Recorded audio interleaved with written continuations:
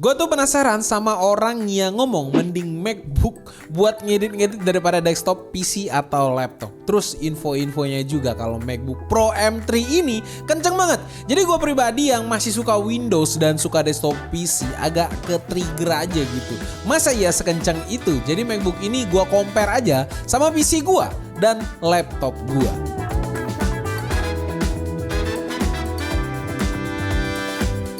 Secara desain MacBook ini masih sama persis dengan generasi sebelumnya. Ini sih kasusnya sama kayak iPhone 15 yang kita review kemarin. Dari segi desain dan fitur itu nggak ada berubah.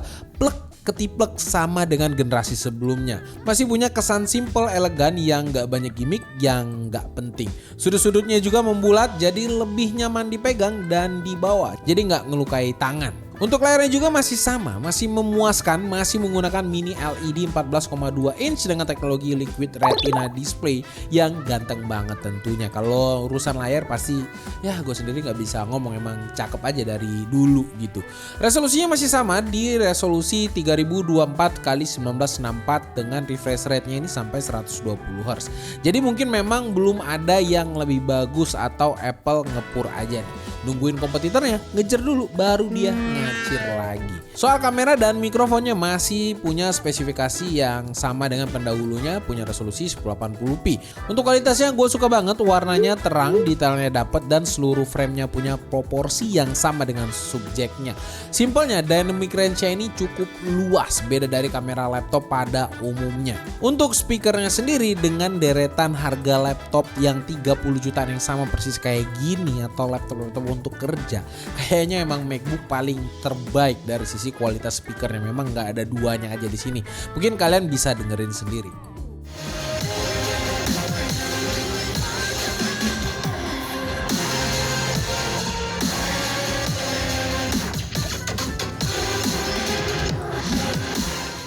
Nah sekarang gimana M3 ini bisa stand out dibanding kompetitornya?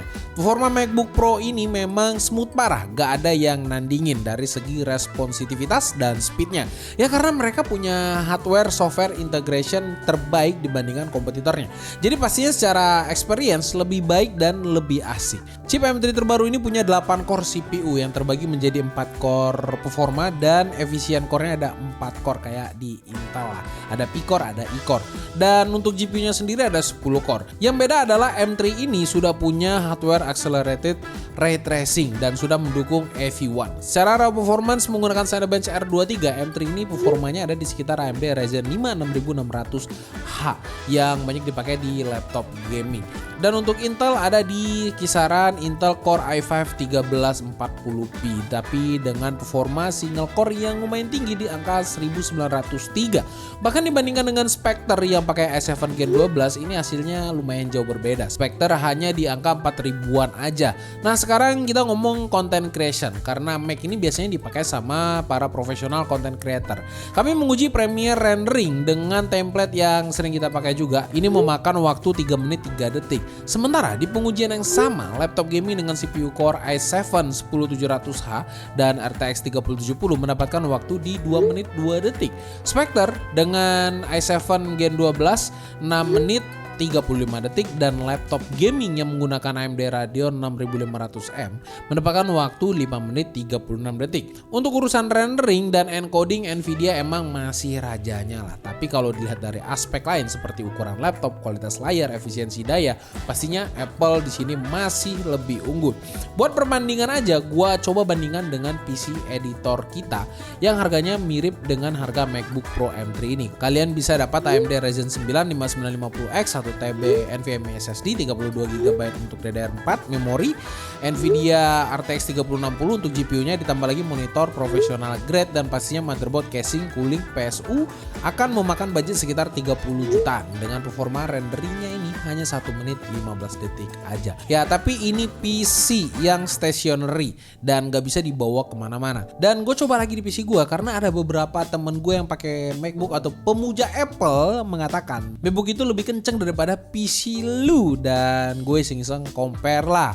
Gue coba juga nih rendering kan, PC gue itu menggunakan Core i9 14900K dengan RTX 4090 dan hasilnya 50 detik. Tetap MacBook gak bisa menangkan. Tapi gue nggak tahu kalau misalnya dengan chip yang lain, kan ada chip M3 Pro dan chip M3 satu lagi apa ya? Ada M3 Max. Dan kalau misalnya ada nanti M3 Max, mungkin kita bisa pinjam dan kita komparasi lah dengan harganya yang puluhan juta itu dibandingkan dengan PC, worth it mana sih sebenarnya. Tapi untuk sementara MacBook Pro itu masih belum bisa menyaingi PC yang harganya 30 jutaan atau yang harganya sama dengan MacBook ini sendiri.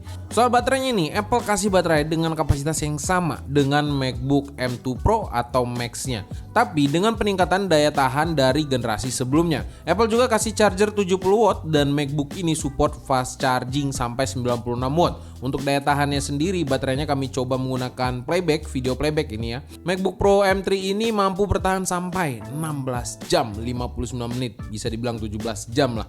Puas banget, walaupun masih di bawah klaim Apple yang sampai 22 jam. Tapi klaim Apple ini kita juga gak tahu ya skenario detailnya seperti apa saat diuji.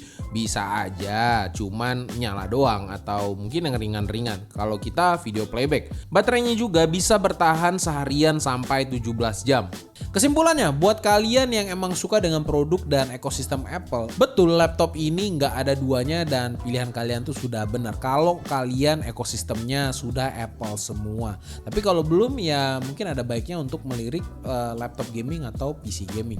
Tapi Apple masih jauh lebih unggul sebenarnya di beberapa aspek seperti layar profesional grade super cantik. Bodinya juga lebih compact dan memang enak kan kalau misalnya dilihat dan diajak meeting, kalian tuh bisa lebih dilirik orang dan dikenal klien kalian juga. Kalau misalnya kalian ajak meeting, kalian tuh lebih ada namanya kalau pakai Apple kegigit. Terus bodinya juga yang lebih compact, enak dibawa kemana-mana, dan webcamnya juga lebih baik. Kalau untuk urusan webcam sendiri, kalau misalnya kalian meeting kan lebih proper aja kalau misalnya kamera kalian bagus, dan mikrofonnya juga cukup oke kalau misalnya diajak meeting secara profesional. Dan yang terakhir, ekosistemnya yang membuat kita nyaman kalau ekosistem kalian tuh sudah Apple semua. Baterainya juga bisa bertahan seharian sampai 17 jam. Dan kekurangannya tentu adalah produk ini. Kalau misalnya mau dicari-cari pasti banyak banget. Kekurangan yang perlu diperhatikan itu adalah kalian itu nggak akan puas untuk storage dan memorinya, karena ya nggak bisa di-upgrade kayak laptop pada umumnya, baik itu SSD atau memorinya. Kalau mau yang lebih gede untuk storage atau memorinya,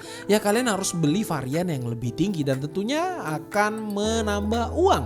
Dan harganya itu akan menjadi jauh lebih mahal. Kalian harus menabung lagi kalau misalnya uangnya pas-pasan. Kalau misalnya mau cari solusi simpelnya, kalian bisa pakai storage eksternal. Tapi kalau memori ya udah, kalian harus terima atau beli varian yang lebih mahal. Selain itu untuk urusan after sales juga, Apple di Indonesia ini terkenal agak ribet, tapi tetap masih dibantu mau internasional mau yang punya iBox. Kalau yang untuk iBox, kalian tinggal datang aja ke tokonya, ya kalian push aja. Kalau misalnya mereka nggak di-push, kadang ya ada beberapa oknum yang melama-lamakan. Cuman kalau kalian follow up terus, harusnya bisa dibantu lah. Tapi kalau misalnya kalian beli yang internasional, contohnya kalian beli di Studio Ponsel, kalian pasti tetap dibantu juga sebenarnya oleh Studio Ponselnya dan akan dibantu untuk klaim warrantinya.